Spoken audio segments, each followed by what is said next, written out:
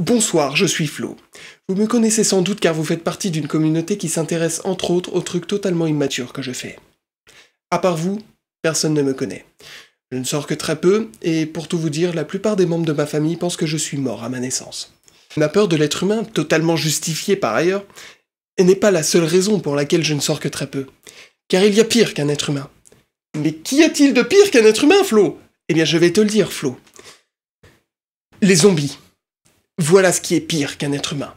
Ah, on y arrive quand même, il pouvait pas faire plus court? Non. Voici un croquis d'un zombie que j'ai dessiné au restaurant sur une serviette en papier parce que la nana n'est jamais arrivée. C'est accompagné d'un poème.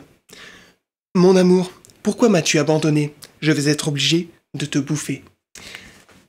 Alors, si vous voyez un zombie qui ressemble à ça foncer sur vous, courez.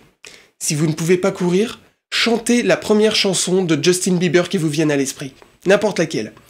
Ça l'empêchera pas de vous dévorer, mais le simple fait de vous remémorer que Justin Bieber existe, ça vous rendra presque reconnaissant de mourir. En fait, ce qui devient difficile aujourd'hui, c'est de faire la différence entre les zombies et les vrais êtres humains. Non, parce qu'entre les camés, les SDF et les témoins de Jéhovah, c'est difficile de savoir lequel a le plus envie de réduire votre cerveau en bouillie, quoi. En soi, le fait que les zombies veulent manger votre cerveau, c'est pas un problème. Je veux dire, beaucoup d'entre vous n'ont plus de cerveau depuis longtemps et personne s'en est rendu compte. En tout cas, si vous voulez savoir si vous avez encore un cerveau, il y a un test simple. Il suffit de vous poser cette question. Dois-je prendre l'extension de garantie? Si vous avez répondu oui, vous êtes prêt à vous lancer en politique, car il vous manque l'essentiel. Donc bon, on le sait, les zombies ont un gros problème d'agressivité, mais c'est pas une raison pour les ségréguer. Je veux dire, les vampires ont eu leur film romantique, les loups-garous aussi, Frankenstein a eu sa fiancée, même Casper a des amis. Mais les zombies, encore aujourd'hui, subissent la discrimination. Mais ça, c'est parce qu'ils vous rappellent vos pires travers, en fait.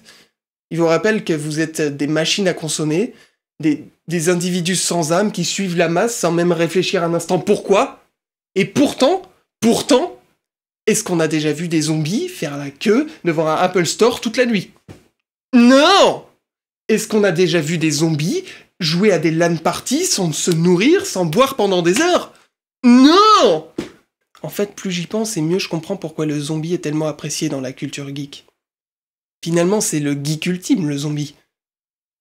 Coupe de cheveux débraillée, besoins corporels réduits au minimum, obsession passionnelle pour un sujet donné, hygiène personnelle plus que douteuse. Wow! Alors là, Flo, faut que je t'arrête. Coupe de cheveux complètement débraillée? Non, tu vas te faire des ennemis là. Ce que je veux dire, c'est qu'il faut apprendre à accepter nos différences. C'est ça que les zombies veulent nous apprendre, à nous accepter les uns les autres. C'est bon, j'ai fini, vous pouvez y aller. Allez écouter Magoyonde plutôt. Allez écouter la très bonne musique de Magoyonde.